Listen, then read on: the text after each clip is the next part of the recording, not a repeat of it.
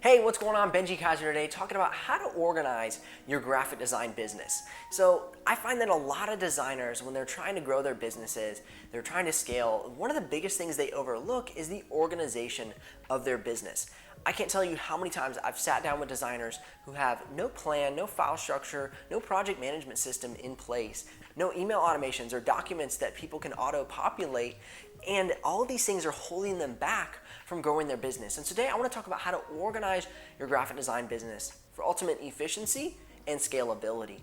So I'm a graphic designer. I've been in the industry for about 10 years, and currently I work as a digital marketing manager, doing these things every single day, helping to grow the business. And I want to say, if you've yet to subscribe to the channel, I highly recommend doing so. Whether you're a graphic designer just getting started, trying to find the right gear and get on the right path, or you're somebody looking to grow their business and get to the next level in their graphic design career, you're in the right place. So let's jump into these tips right now, how to organize your graphic design business. The first thing I want to say is you need to become a project manager. And you think, well, like Ben, it's just me. Like, what do I need to manage? Think about this for a second. Say you want to go in and understand where a project is currently in the workflow, in the status right now. How do you do that? Do you have to go back and scrub through emails? Do you have to actually send out a text to the client saying, hey, where are we at on the project? Or do you have a project management system, maybe a project deck, or an area you can go and you can look at, and it says, current project, waiting on client approval.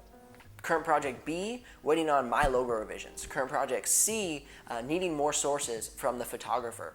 So those are ways that you can save minutes, hours, days, waiting on yourself, clients, photographers, whatever, because you have all that information right there at your fingertips. Also think about this. So if you ever want to scale your business in the way of growing your team, how will anybody know where a project's at? How will anybody know what they're supposed to do if you haven't set up a structure, a system in order to manage the projects efficiently, assign work, and understand where that project is at all times? The next thing I want to talk about is folders inside of folders inside of folders, and that is getting organized in your file structuring, in your folder system. A lot of times I'll meet with designers and their folders will be everywhere. It's just a disorganized mess. And this really keeps you from scaling. And it also loses you money in the moment because you spend so much time trying to dig up resources, dig up files, dig up emails, dig up all these things that you should already have organized and categorized in a way that makes it quick, easy, and efficient to pull up the projects that you need. And I've seen designers waste an hour a day looking for a file that could have been easily organized, kept in the right place, and been right on their merry way. So second tip is definitely organization. Now, if you're thinking, okay, these are really great tips and I would love to implement these things, but I really wouldn't know where to start, you can head down to the description below, jump on the email list for the early bird special for the course that I'll be putting out in the coming months. And I'm actually going to select 25 people off of that list to give the course away for free. And so you're gonna wanna head down, get on that email list, and the course is gonna be packed. I'm gonna walk you through how to set up your file structure, how to set up documents to send to the client for them to fill in, and you just receive them back, and all the information's right there.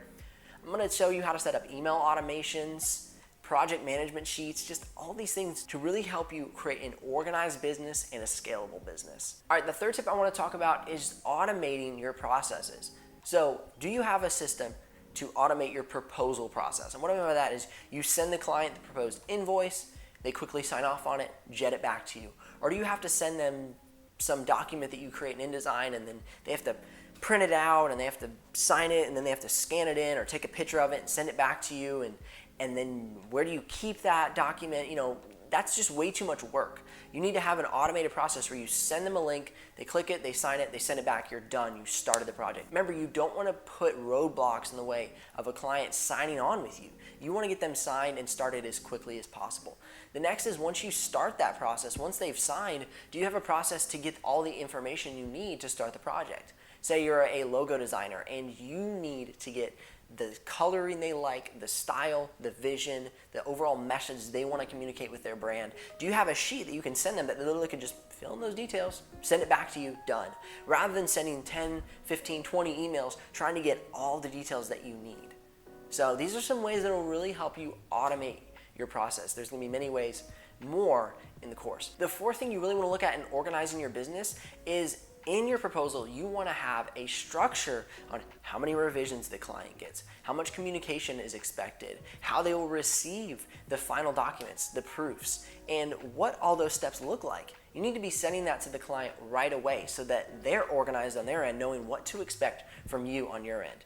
That way when they say, hey, I need another revision, or hey, I need another change, or hey, can you fix this, can you fix that? They're already ready because you've organized for them how the process will go working with you. And this just puts even more professionalism in your grip.